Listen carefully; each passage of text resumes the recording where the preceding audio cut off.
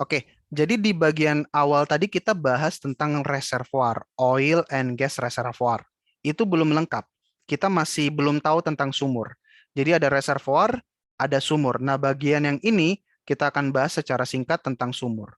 Jadi sumur itu ada banyak komponennya, teman-teman. Ada mulai dari kepala sumur yang kita sebut sebagai wellhead, kemudian ada tubing, ini yang merupakan lintasan aliran fluida, dan di sini adalah reservoir. Kemudian ada juga komponen lain seperti packer, dan juga ada yang namanya perforasi. Ini yang merupakan lubang di sumur sehingga aliran dari reservoir bisa masuk ke dalam sumur. Ya, dan casing juga, dan di sini ada casing yang melindungi sumur dari formasi atau sebaliknya, melindungi formasi dari aliran-aliran dalam sumur. Ya, ada beberapa tipe casing, ada surface casing, intermediate casing, dan production casing. Nah, kalau kita lihat lebih detail lagi, di kepala sumur yang muncul di permukaan, ini adalah kepala sumur atau wellhead. Ada yang namanya Christmas tree, ini yang paling muncul di permukaan. Jadi biasanya permukaan tanah itu di sini. Ya, ini sudah mulai ada di bawah tanah sedikit. Yang atas ini yang nongol di permukaan, itu kita sebut sebagai Christmas tree. Dia banyak sekali valve-valve-nya yang berfungsi untuk menutup dan membuka aliran. Kemudian di sini adalah komponen dari wellhead-nya ya. Ini sama rangkaian-rangkaian, ada tubing spool, dan casing head. Di bawahnya lagi itu adalah casing yang berfungsi untuk melindungi formasi dari fluida reservoir. Ada conductor casing, ini casing yang paling puncak, paling atas, paling besar. Ada surface casing yang melindungi aliran air permukaan, ya, drinking water layer dari reservoir supaya dari fluida reservoir supaya tidak ada pencemaran. Kemudian ada intermediate casing dan juga ada production casing. Di tengah-tengah sekali barulah ada tubing. Nah, di permukaan ada surface valve ya, yang ini biasanya gate valve yang fungsinya on off, buka dan tutup saja antara matikan sumur atau hidupkan sumur. Ini biasanya fungsinya untuk safety, kalau ada problem matikan sumur, kalau lancar dibuka full supaya aliran mengalir. Nah, untuk mengadjust laju alir, menaikkan, menurunkan laju alir, kita pakai yang namanya choke. Ya, ini dia tipe valve-nya adalah needle valve. Jadi dia yang mengendalikan laju alir, apakah membesar atau mengecil. Jadi kalau tadi saya bilang naikkan saja laju alirnya, itu bisa kita lakukan dengan membuka choke lebih besar. Ya, jadi bedakan valve di surface ini hanya untuk on off, mati atau hidup. Kalau choke ini menaikkan atau menurunkan laju alir.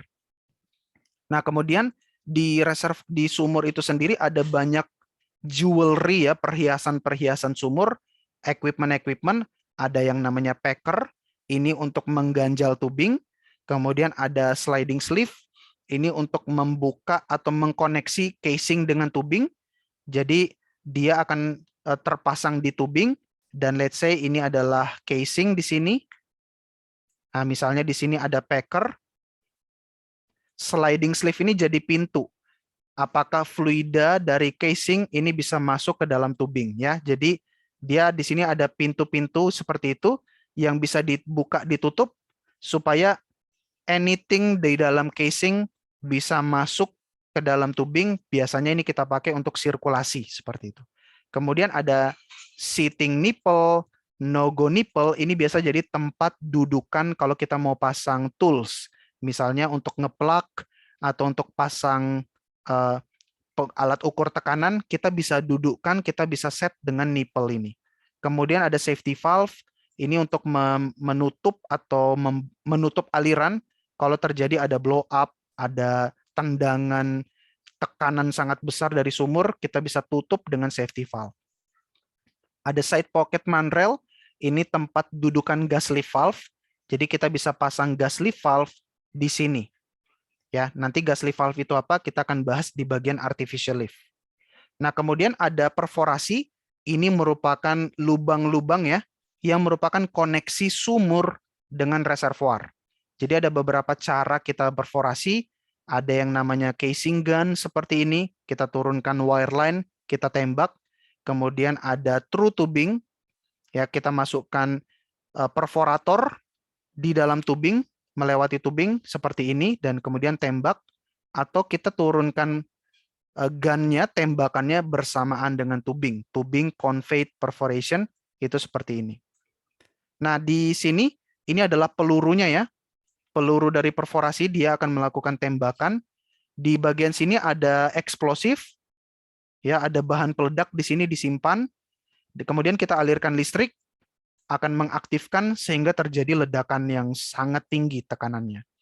Nah, di sini, ini kita sebut sebagai shape charge, dan kita pasang peluru-peluru itu, kita sebutnya peluru aja, kita taruh di lubang-lubang perforator gun seperti ini. Ya, nah, seperti ini contoh perforasinya. Ya, jadi charge-nya tadi, pelurunya tadi diarahkan ke arah-arah yang berbeda. Nah, kemudian bentuknya seperti ini. Ini rangkaian tools-nya untuk menurunkan gun-nya, kita sebut sebagai perforating guns.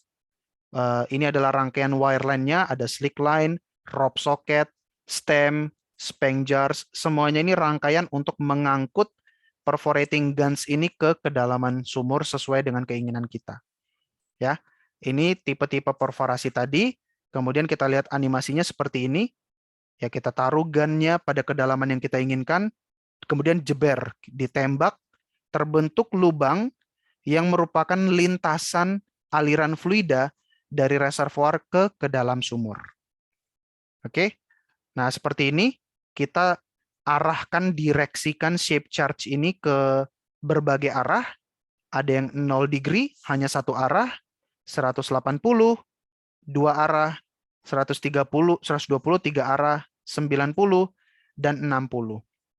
Ya, biasanya 60 supaya tembakan kita ke arah yang lebih banyak.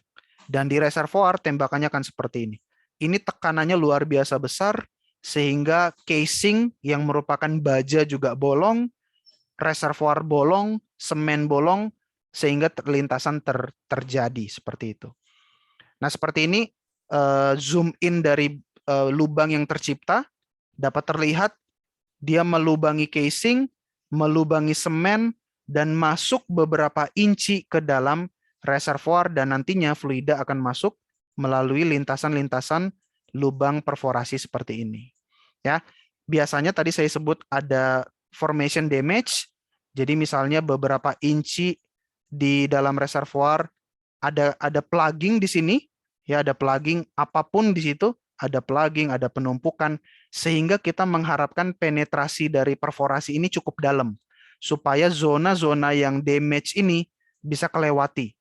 Jadi kita masih dapat produktivitas yang bagus di zona-zona yang non-damage. Nah, tapi namanya perforasi, kita menembak, kita meng-crush, ada juga pasti penumpukan debris, penumpukan solid di lubang-lubang perforasi seperti ini yang membuat perforasi kita itu tidak pernah 100% efektif. Ya, bahkan sesuai statistik hanya 10-25% dari perforasi itu yang contributing to flow. Unfortunately ya. Jadi lebih banyak debris-debris itu masih stay di lubang perforasi, tapi ya mau nggak mau lah ya. Yang penting kita buat koneksi dari sumur ke reservoir sehingga flow itu tetap ada. Dan debris-debris itu kalau dikumpulkan itu bisa juga sebanyak ini gitu, padatan-padatan. Kalau kita cuci bersih, kita sirkulasi sumur kita bisa dapat recover padatan-padatan debris, pasir seperti ini. Ya, seperti ini konfigurasinya. Ada shot facing, ada angle facing, kemudian ada panjang dari perforasi, perforation length, kemudian ada diameter damage-nya berapa, dan lain sebagainya.